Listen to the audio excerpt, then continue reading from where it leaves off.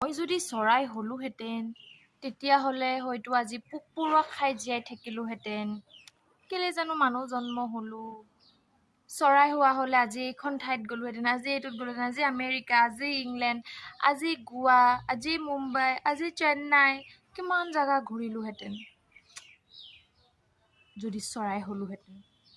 চাইনাত গ'লোহেঁতেন, গৈ পেলাই চাইনাত পোক পৰুৱা ধেৰ বিভিন্ন ধৰণৰ খালোহেঁতেন।